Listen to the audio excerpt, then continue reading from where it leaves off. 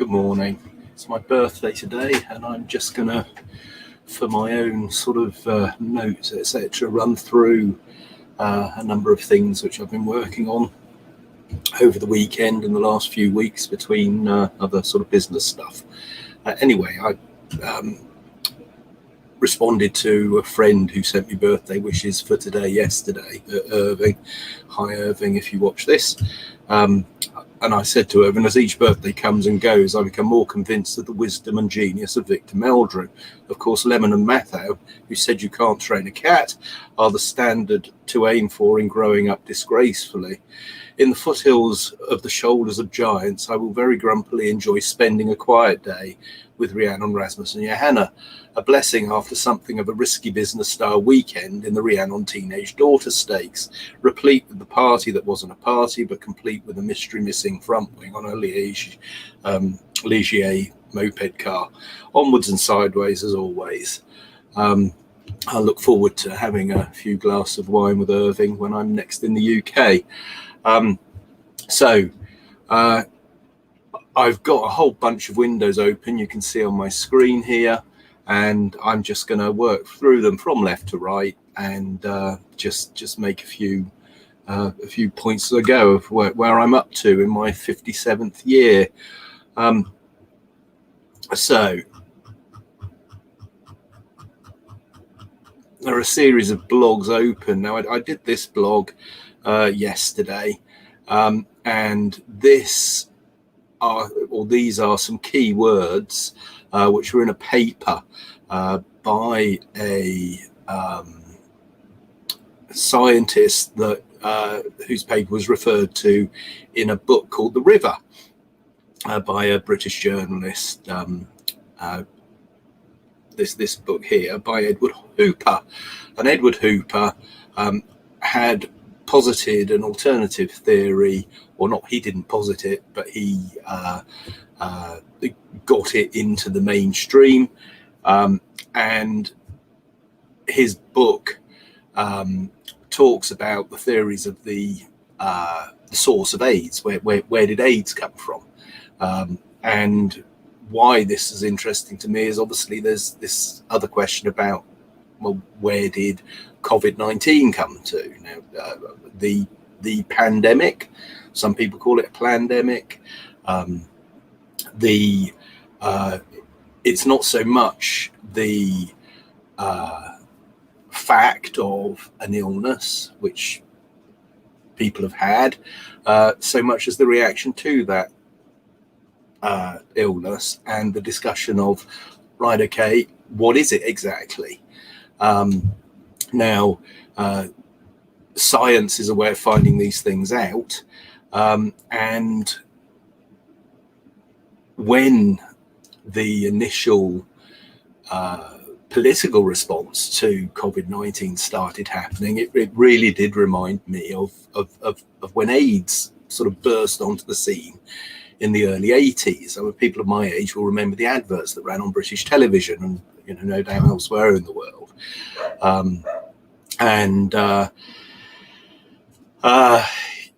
What Edward Hooper does in The River, he talks about other pandemics, particularly the polio pandemic, and responses to that, and the polio vaccine, how that was made, and posited the theory that the vaccine, which was used to combat polio in the 1950s, on his account, had actually been a cause of HIV. Now, so as we go through these windows, we'll get to the new website for The River, which is Edward Hooper's book, and there's some very interesting writing that he's done recently comparing the two epidemics, and so we'll get to that. And this is a quote from a book which is referred to in the foreword to the river, which is written by someone who died shortly after its publication, and which the person who wrote the foreword, not this book. So this book is A Conspiracy of Cells, One Woman's Immortal Legacy. And at the beginning of this blog, this is Henrietta Lacks. Now, I'd heard of Henrietta Lacks, and because I'd seen the Adam Curtis documentary, The Way of All Flesh, which is talking about the cells that were taken from this woman who died of cervical cancer, and this Heller, what's known as the Heller affair, and about contaminated samples, etc. What's interesting about the Heller affair is if you read the Wikipedia article, it's actually a very condensed. Okay, it's an encyclopedia entry, but it kind of leaves a lot out, which is interesting in the general idea of, right, well, how did science progress from that point? Has it moved on since? And it raises a whole question of this idea of settled science. What is settled science? Can settled science ever be settled? And there's a quote we're going to come to in a minute where someone says, well, you know, if science is settled, it's religion and not science. So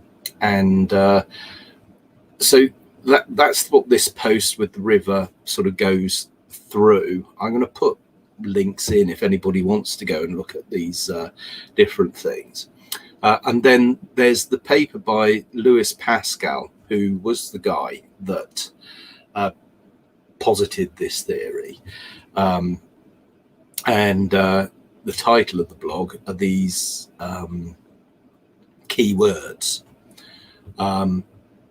So here's a summary of what Mr. Pascal's paper argues. In a nutshell, that AIDS is an iatrogenic disease, i.e. caused by doctors.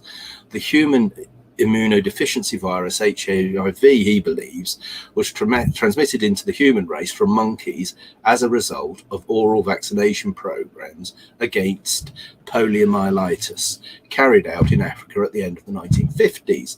The live polio virus used in the vaccine was grown in monkey kidney tissue cultures, and it is Louis Pascal's thesis that the monkey kidneys used were infected by simian immunodeficiency virus, SIV, a retrovirus very similar to HIV, and that the SIV thus contaminated the oral polio virus vaccine as a result of mass vaccination, and perhaps especially importantly, vaccination of infants with their relatively immature immune systems. Some of the humans vaccinated became infected with the SIV, and thus the first humans hosts of HIV.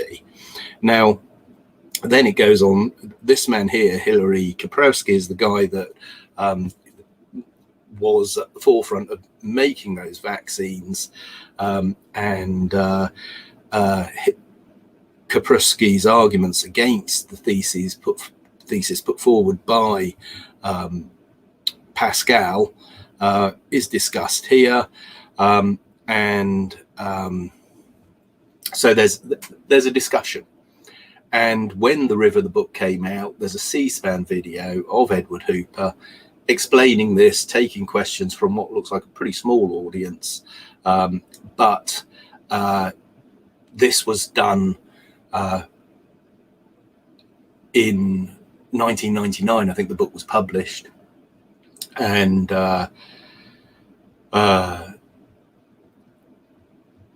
the quality of the debate that followed after is something which the website that Edward Hooper still keeps current discusses, you know, what might have happened if people had accepted, right, okay, you know, science and scientists do make mistakes, do take wrong steps, i.e. are not infallible.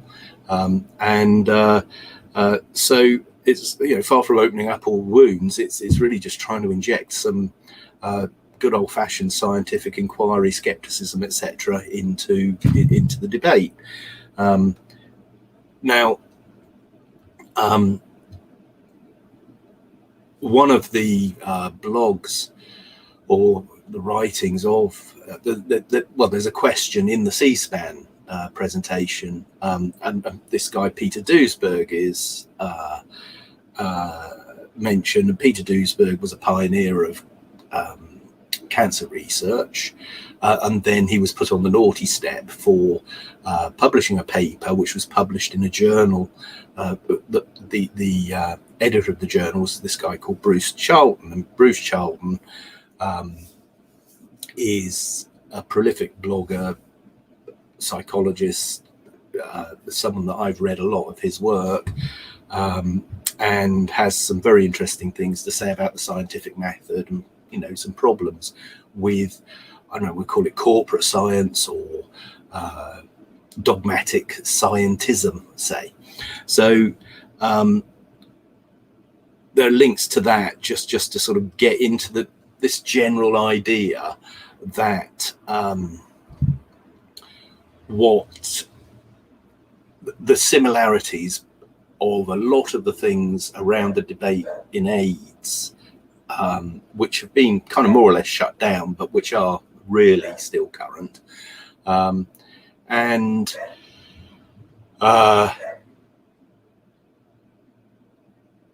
Mr. Hooper is dismissive of Professor Duesberg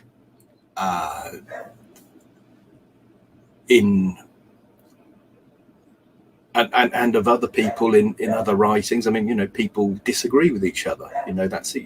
There's opinion, there's facts, there are opinions about facts, there are contexts of facts, and this stuff, of course, it's complicated. So these debates, obviously, with it being September the 11th yesterday, the day before yesterday rather, there are similarities of other debates that have been shut down where people are supposed to be doing science, one of which, this film, 9/11, the academic community, is very good. Another one of which is this film Cool It. Now, the interesting thing about the film Cool It is that at the beginning there's a whole segment about the controversies surrounding and the heat that was put on the allegations of academic misconduct levelled at the author of this book, Bjorn Lomborg. If you watch 9/11, the academic community, and then contrast that with, this is an old science series of documentaries called Heretics, and this is Rupert Sheldrake. This guy here, Maddox, was the editor of the science journal Nature, who basically said that a paper which Rupert Sheldrake wrote, if burning were allowed, this is a book that should be burned. And of course, if someone makes an argument you disagree with, then field the arguments against it and disprove the arguments with argumentation, not with ad hominem attacks.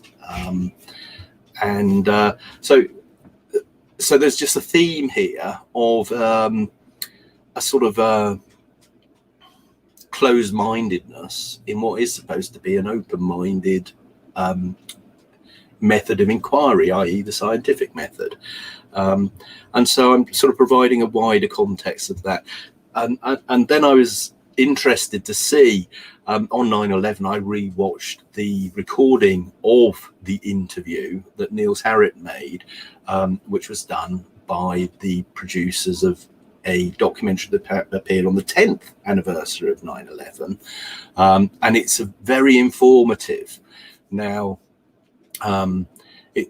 the sausage machine, if you like, of media, how things are edited, how different takes are done, and then how it's edited together can, what it is, it provides a narrative to sort of steer the mind of the viewer towards a certain conclusion.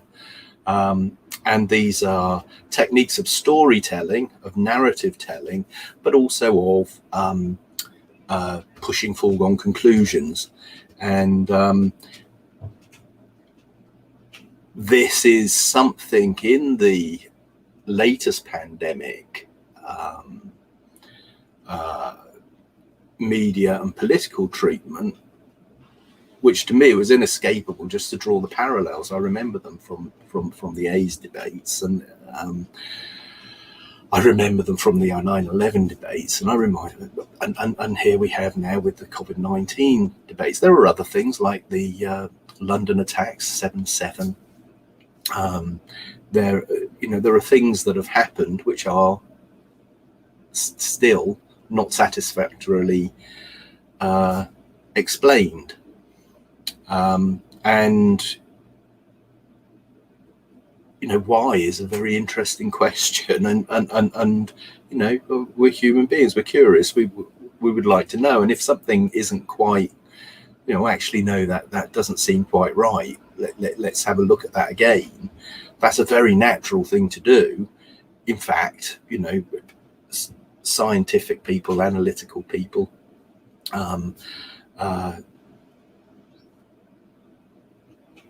and human people with all sorts of personality makeups, people kind of like to know what the hell's going on. And so there's some sort of broad themes there. Now this Dr. Eva Sneed, it was hearing, I think it was this actual talk that set Pascal, I think it says in his paper, that hearing this made him think, oh, maybe she's got a point, and started looking at this monkey kidney thing, the polio vaccine. And there are other things that Dr. Sneed believed and advocated for, which were not in the views of others scientifically rigorous enough to actually qualify for serious consideration. But her thinking provoked inquiry in some areas. Just because someone will say something which is patently false doesn't mean that everything they say is false. And of course, if you make a list of 10 questions, I think you'd be pretty happy if all 10 of them were actually leading somewhere, that would make them very good questions in whatever context you're, you really want to ask more than one question, not it's kind of not a pop idol yes, no. It's not a binary thing. Understanding things is usually much more subtle than that. It's not, in the digital age of zero and ones, maybe, where is the maybe in code? That's something we're going to come to as well. I've got here an article that Henry Kissinger wrote in the Atlantic magazine, talking about artificial intelligence, and it's a very good thing. So I'll put a link in there. But anyway, so that's what that blog is about. This is the link to the Pascal paper, which had a hell of a job getting published, but it was ultimately, and it really is interesting, and it was here we are. It was published in 1991. So the next thing I have here is this quote here, which is from Jose Ortega y Gasset, and I'm just going to read this now. Chapter 11, the barbarism of specialization. The specialist serves as a striking concrete example of the species, making clear to us the radical nature of the novelty. For previously, men could be divided simply into the learned and the ignorant, those more or less the one and those more or less the other.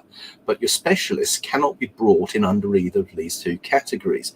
He is not learned, for he is formerly ignorant of all that does not enter into his speciality, but neither is he ignorant, because he is a scientist and knows very well his own tiny portion of the universe.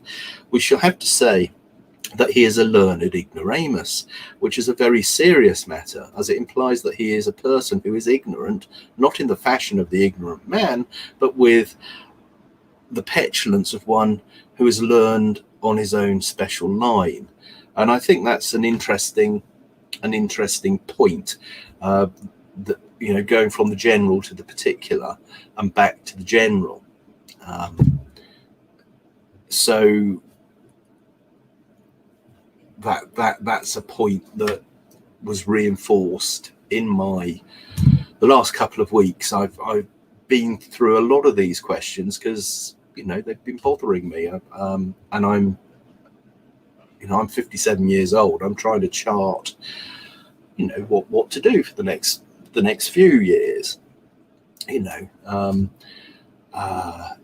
and things are really quite uncertain. And there's this raging division going on between factions in what seems to me an oversimplified and dumbed down debate. And, you know, that it leaves me feeling uneasy on my 57th birthday. I am feeling, it's it appeals to my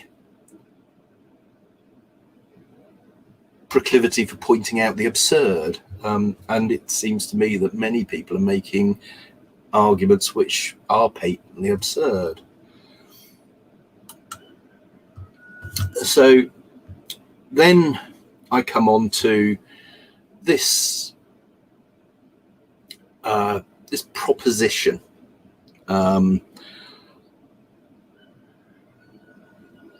I asked myself this question a few years ago.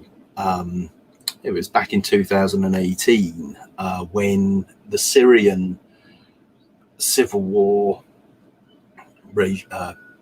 color revolution, the destabilization of Syria as a nation state.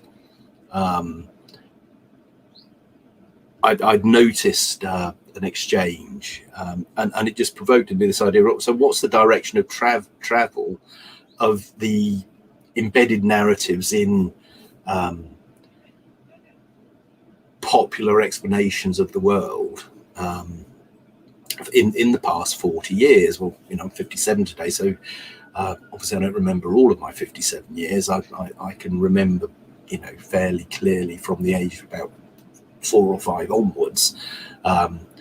I've got earlier memories than that, but in terms of being aware, the first major political thing that I can remember quite clearly was a cartoon which was probably in the news of the world at the time of the Watergate scandal. So this is in 71, 72, and it showed basically a tape recorder on a plan view of the White House. And so at that time, I guess, well, I was sort of 7 or 8 years old then. So what is the direction of travel? And I came up with these 5 points: globalization and urbanization, petrodollar hegemony and the addiction to oil and questions around that, man-made global warming, overshoot of population, and then also what I call the star fucking worship of the elites. Elitism, the very idea that there is an elite, and putting people forward as infallible, whether it's elite scientists, A-listers, the idea that of the brightest and the best, the idea of thought leaders. These things seem to me to have been actually agreeing to have people standing in judgment. It's been popularized by things like Pop Idol. This idea that you have a panel of experts, and you see, I don't believe in all of that.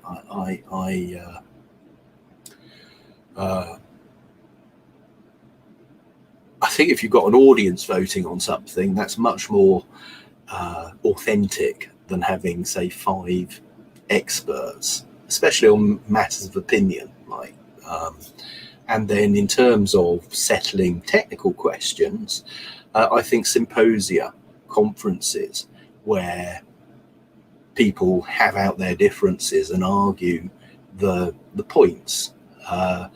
And this is what Edward Hooper was advocating that C-SPAN talk. He was sort of, there should be a symposium, there should be a conference. The people that are promoting the bushmeat or cut hunter approach of HIV, and the people who believe in the OPV question, and also say that Duesenberg, which is basically saying that it's a mistake of category. They're categorizing a wide range of symptoms and giving it a label, and that label is then throwing the baby out with the bathwater.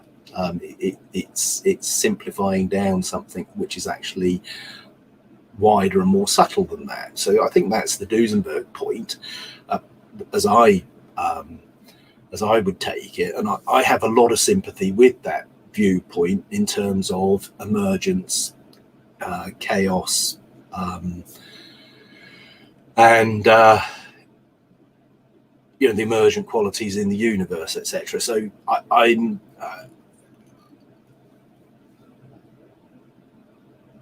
and yet at the same time, I do agree that some people do make their case and carry their argument for particular explanations within boundary conditions of certain things.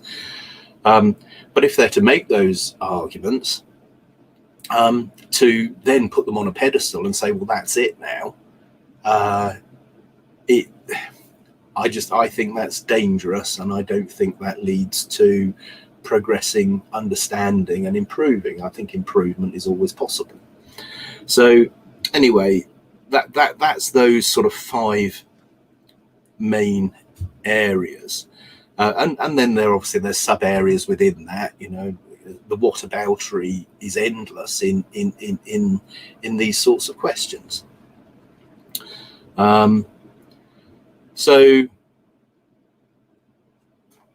that's the other point. So then this is my Steemit account. I'm not logged into it at the moment. It's published under Tone Freaks, and this is a blog I did about Speaker's Corner, about dialogue and Messian loud process, justice, what love looks like in power. This guy here is Professor Cornell West, who's is pretty much my favorite living philosopher. He's a public intellectual, as they call them in the United States, and here's Tommy Robinson, who will be familiar to different people and provokes different reactions in different people. And I had a discussion about the time that he was sent to prison for 13 months for doing journalism. That's on Tommy's case, which I agree with on that particular point. And I was discussing it with a friend of mine, and this is a discussion that we had. And then there are some interesting videos linked to there at different what could have been discussions that sort of got into shouting matches, etc. And This is one of my favourite ones here, actually, but this is my all-time favourite discussion. This last one here, in this, looking at Speaker's Corner things, which I spent a couple of weeks looking at them in quite a lot of detail a few years back. 2018, so that's nearly 3.5 years ago. So, and then we come to this blog here. It's all similar. So, return of the Sturma Tai-Lung, which is obedience to above, command to below. Something that's very sort of fascist Nazi kind of idea. And this bit here, this passage from 1984. On the sixth day of Hate Week, after the processions, the speeches, the shouting, the singing, the banners, the posters, the films, the waxworks, the rolling of drums and squealing of trumpets, the tramp of marching feet, the grinding of the caterpillars of tanks, the roar of massed planes, the booming of guns, after 6 days of this, when the great orgasm was quivering to its climax and the general hatred of Eurasia had boiled up into such delirium that if the crowd could have got their hands on the 2,000 Eurasian war criminals who were to be publicly hanged on the last day of the proceedings, they would unquestionably have torn them to pieces. At just this moment, it had been announced that Oceania was not, after all, at war with Eurasia. Oceania was at war with East Asia. Eurasia was an ally. There was, of course, no admission that any change had taken place. Merely it became known with extreme suddenness and everywhere at once that East Asia and not Eurasia was the enemy. Oceania was at war with East Asia. Oceania had always been at war with East Asia. A large part of the political literature of 5 years was now completely obsolete. Reports and records of all kinds, newspapers, books, pamphlets, films, soundtracks, photographs, all had to be rectified at lightning speed. Although no directive was ever issued, it was known that the chiefs of the department intended that within 1 week, no reference to the war with Eurasia or the alliance with East Asia should remain in existence anywhere.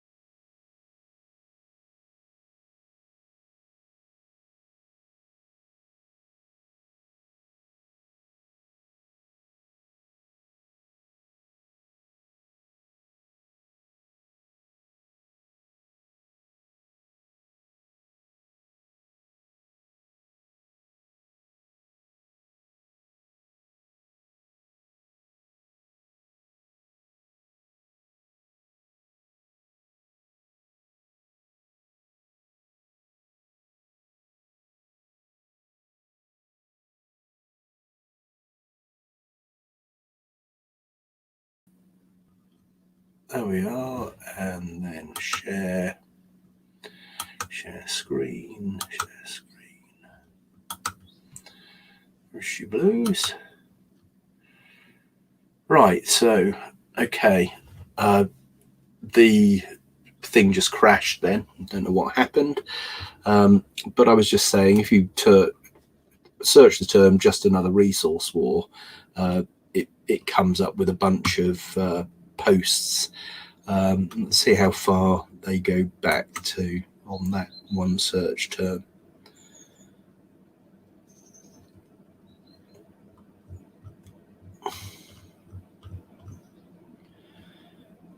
Rather a lot of them.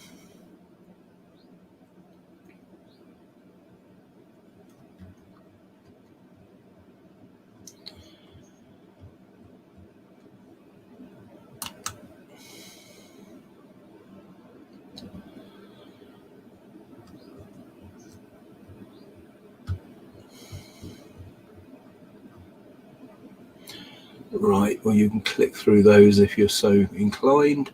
And then the other sort is narratives, and this idea of storytelling narratives, political narratives, the narrative line, the party line, so on and so forth. And so here's a very recent blog I did, Between the Lines of Dominant Narratives of the Past 2 years. I just posited the question about what's the narrative of the last 40 years, or today for me, the last 57 years. And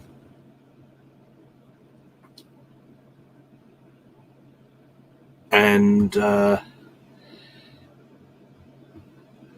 we are. There are lots of aspects on all of these questions, and so that gives different context over a period of time. So there may not be any answers, but when we get to the end of what I'm doing here, for me at least at this stage, am I getting to some better questions to ask that might give me less cause for sort of anxiety?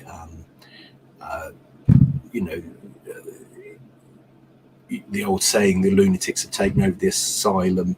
I made a comment to Ranjan yesterday that the lunatic nerds appear to have taken over the asylum at this point, and more of which later. So moving swiftly on, this is a short kind of poem I wrote called Authentic Discourses on Decisions to Act. A golden rule in folklore's canon holds that what's sauce for the goose is sauce for the gander. Do unto others that which to you would be done. Thus applied in discussion, we should always avoid slander. Leave at the first introduction the habits of authority and induction. When those listening seem deaf to what you tell, refrain, if you please, from poisoning the well.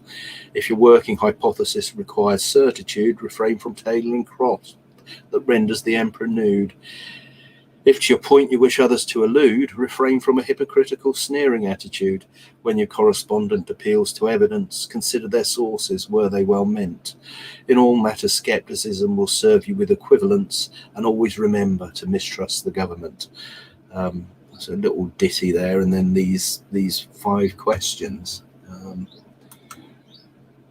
And then this is my LinkedIn page, and I did a long analysis of the Chapter 11 bankruptcy of a large American startup company. Had been going for about 5 years.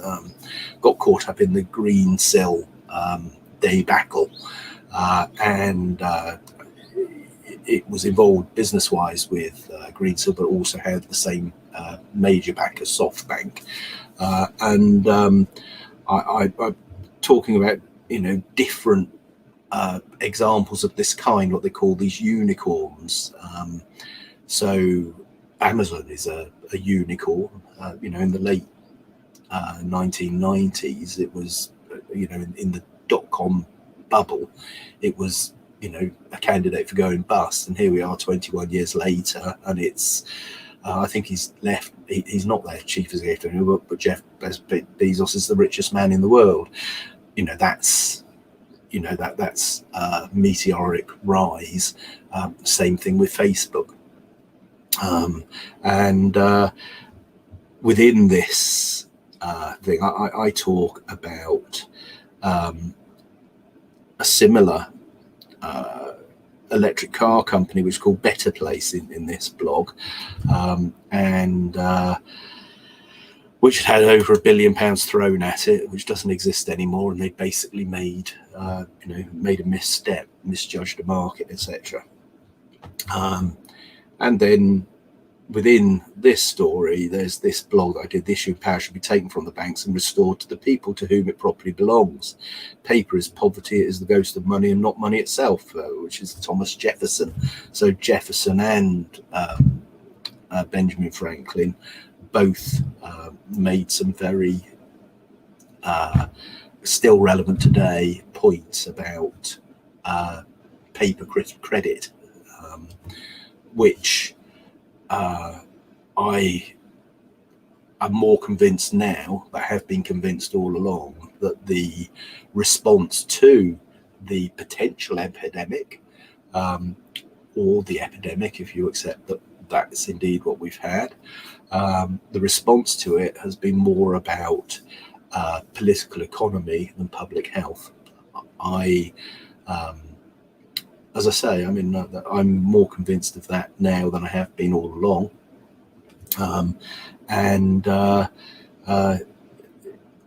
It's the old neoliberal tradition of not letting a good crisis go to waste. So the next thing then that we've got here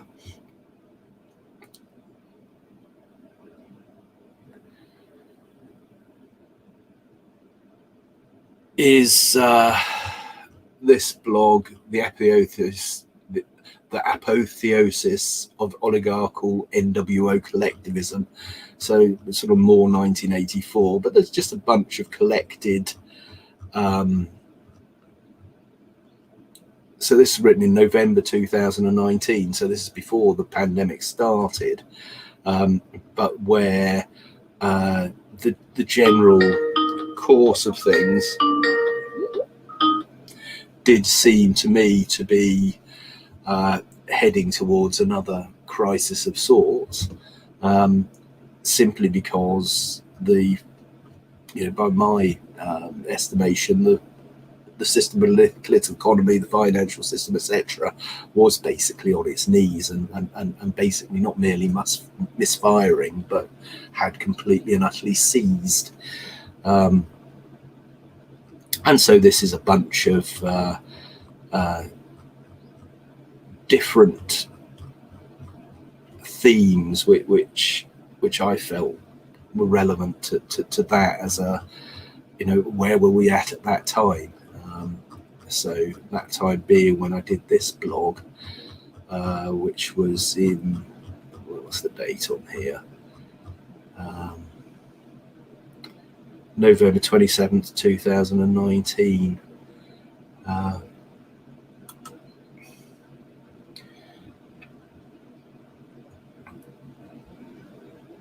So reviving classical liberalism and Georgism, ending taxation upon term, overturning the tables of usury, reclaiming the profit of God's earth for all. So that's an interesting blog called Liberty Revival, which is linked to in that blog that I've just done there, or just spoke about there. So Crash 2, spooked financial markets, overborrowed banks and IPO bubbles at bursting point, September 2019. So that's a title that appeared in John Ward's The Slog, and then this is my response to that,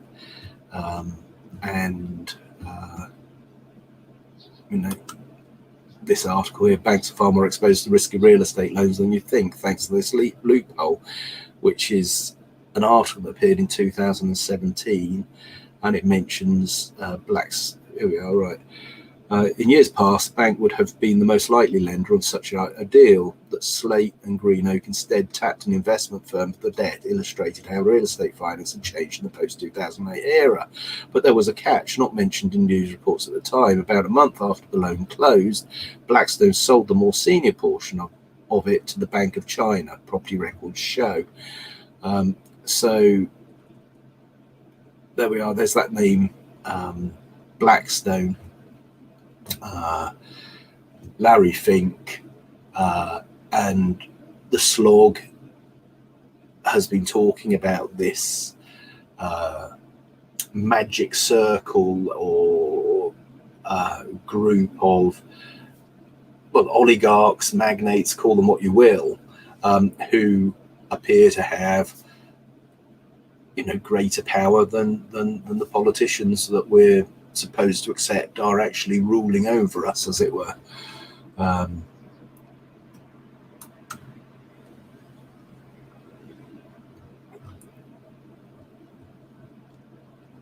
so this theme kind of continues, and as I say, I find it very hard to be dissuaded from this view.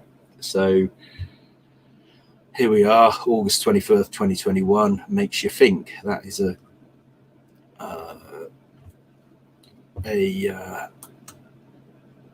reference to Larry Fink. So here we are, going direct. Blackstone, the repo spike, and COVID purpose, the money pandemic.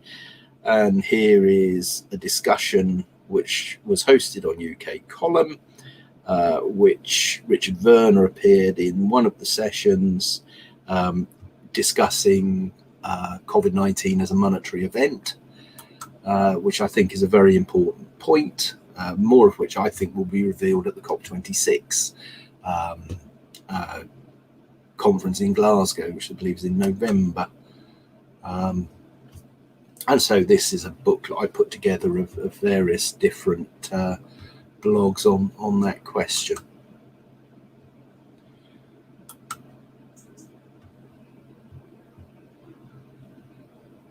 And then this is a blog I did about peer review versus trial by Twitter.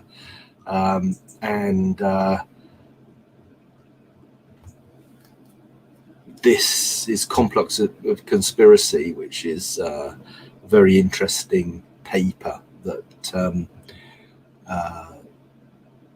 this gentleman wrote. He's a philosopher, professor of philosophy, actually New Zealand. I wonder what he's making of Jacinda Ardern's dictatorship. And then this guy here, so again, here's 9/11, the academic community, and this guy who also featured in the 9/11 edition of Off Guardian.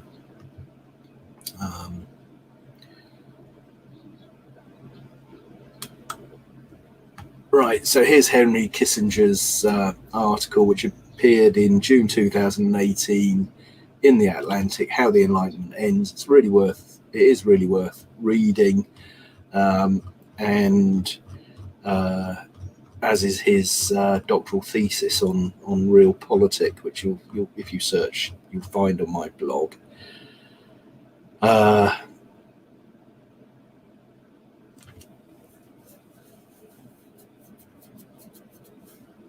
So let's just read the last few paragraphs. The Enlightenment started with essentially philosophical insights spread by a new technology. Our period is moving in the opposite direction. It has generated a potentially dominating technology in search of a guiding philosophy. Other countries have made AI a major national project. The United States has not yet, as a nation, systematically explored its full scope, studied its implications, or begun the process of ultimate learning.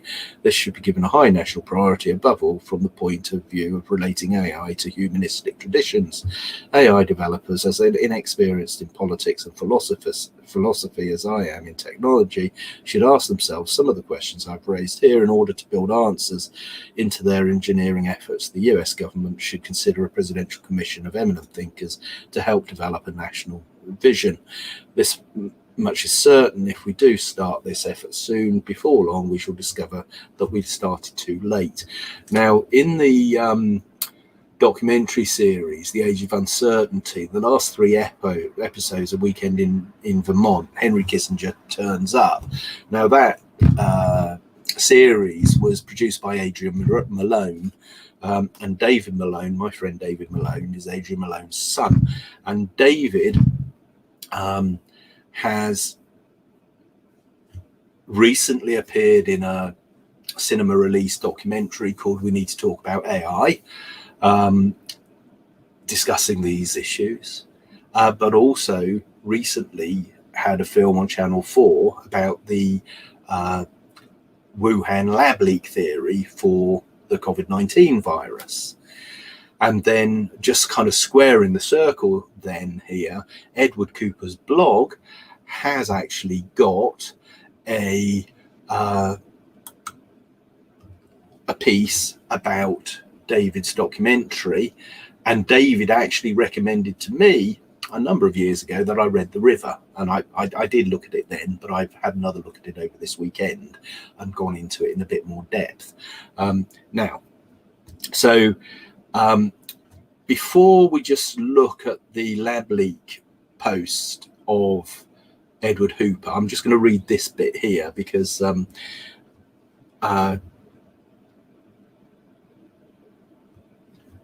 what he says is this, right? At present, the world is facing the 2 greatest threats to human health of the last 100 and probably the last 100,000 years.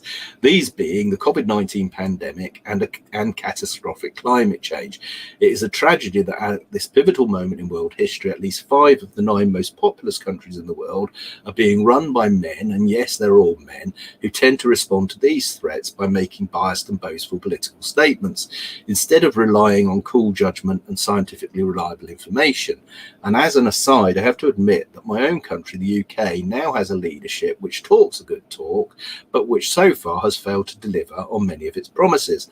There really could not be a worse time for so many nations to be saddled with the leadership of so many egotistical and self-serving leaders. Now, wow, it's a pretty loaded statement, and there's lots to discuss in that.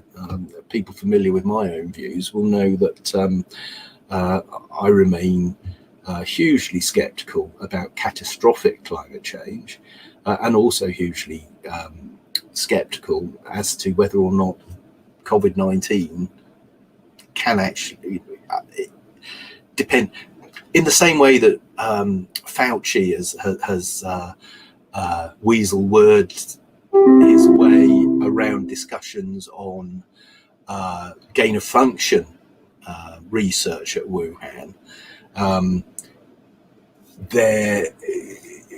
So this is the point about defining terms, and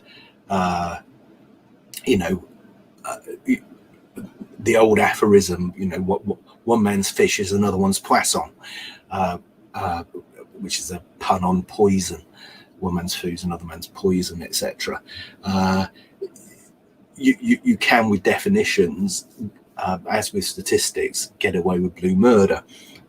So just taking that to one side, what's interesting about this is that this is done in the form of an academic paper. It's written in April 2020, so at the beginning of all the lockdowns, all of the fear stoking, if you like, and then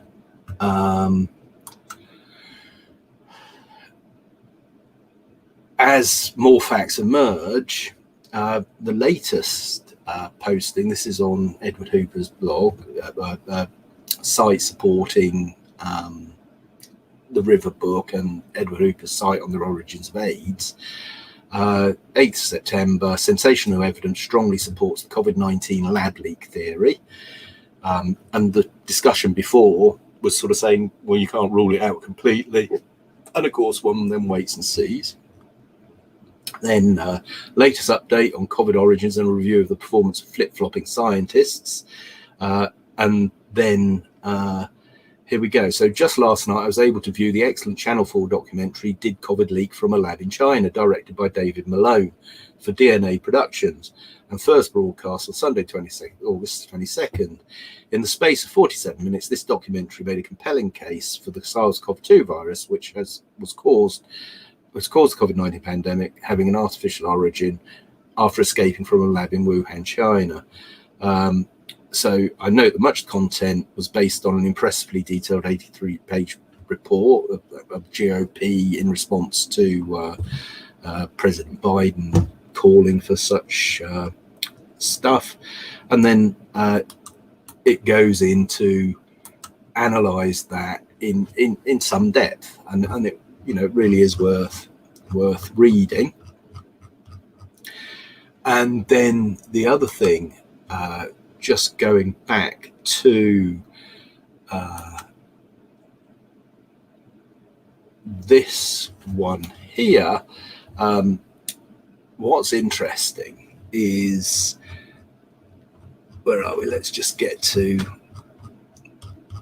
I'll put these links in the description, but this is, right, this is interesting. Point 10.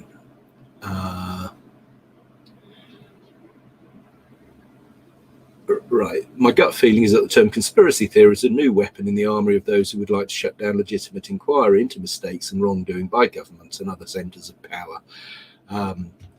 So obviously Edward Hooper isn't familiar with the, I think, public record thing now that conspiracy theory was actually coined as a term to stop people speculating about the assassination of President John F. Kennedy. So he's right about that, but it's been so for a long time. Now this is interesting, and I really sympathise with this. Right, I speak as someone who in January this year watched the OPV AIDS theory be redesignated the OPV AIDS conspiracy theory on Wikipedia. The talk pages revealed that the decision to redesignate the page on OPV AIDS was made in exchange of a dozen or so words between two editors who apparently understood little or nothing of the issues involved. So it is that one's research and writing of the last 30 years is dismissed with a casual flourish from a Wikipedia editor's pen. I would, in that, yeah, I've got every sympathy with that. And I'd say, well, look at Dr. Vernon Coleman's Wikipedia article and what happened to that. There's look at, as I say, the in the starting blog here, if you look at the Wikipedia article on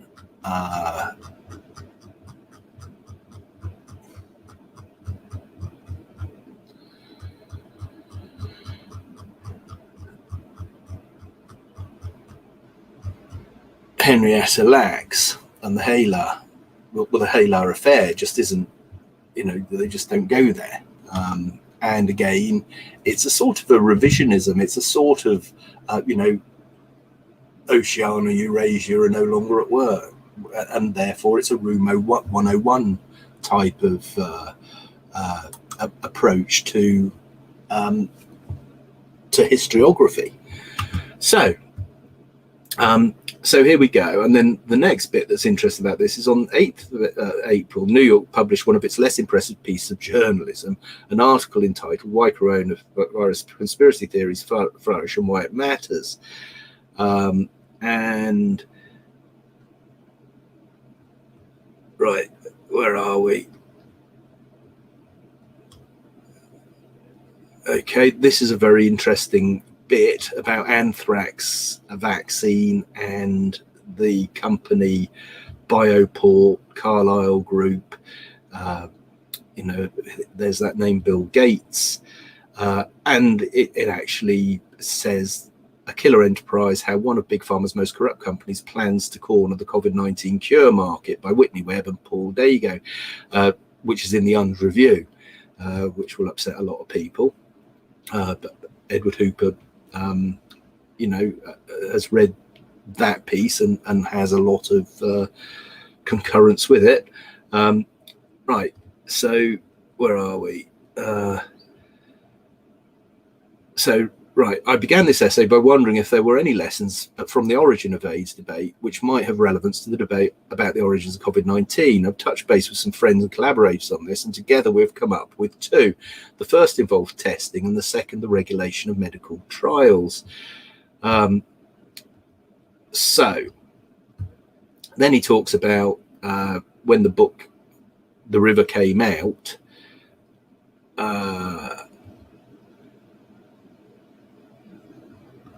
at the point I wanted to get to here,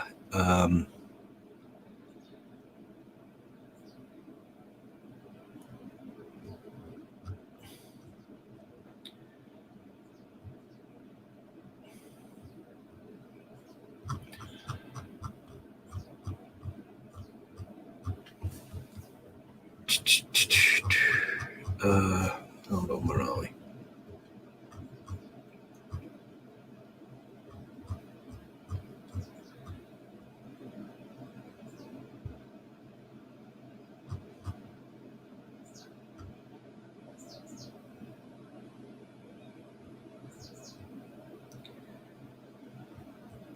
I'm sorry, I've gone quiet here. What I'm trying to find is there are some people that write a letter criticising one of the lab leak papers, and they also appear in the criticism that appeared of his own theory all those years ago.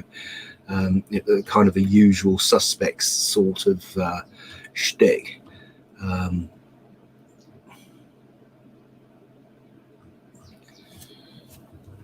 not sure if is that in this one or is it on something else? Just see.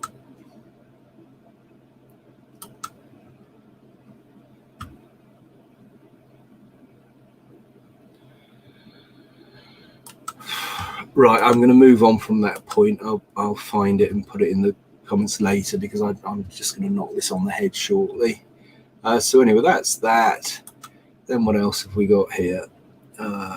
Right, week in review, science. So this is Judith Curry's blog, Dr. Judith Curry, Climate, etc. And so there's a whole bunch of science stuff here, some of which is talking about these ones I put up. So where are we? Airborne transmission of respiratory diseases, a paper on that she mentions. This is by Roger Pelkey Jr., Catastrophes of the 21st Century, this idea of catastrophism, exaggeration, the 15 minutes of fame. I mean, it all kind of feeds into this, how the pandemic is changing the norms of science, a postmodern acquisition, faculties of re-education,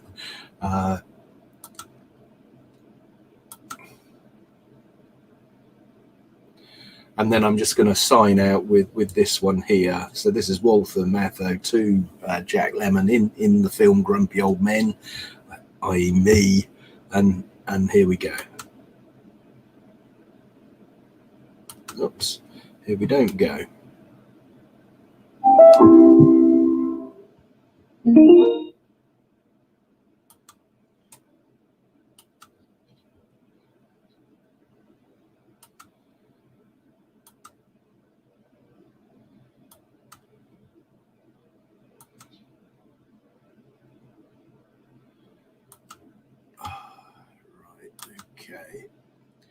The joys of live stuff. Where are we? Let's just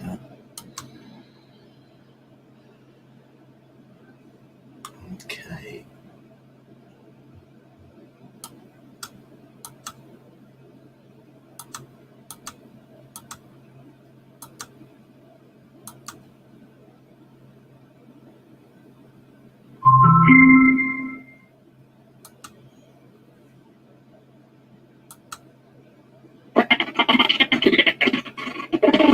Get a cat.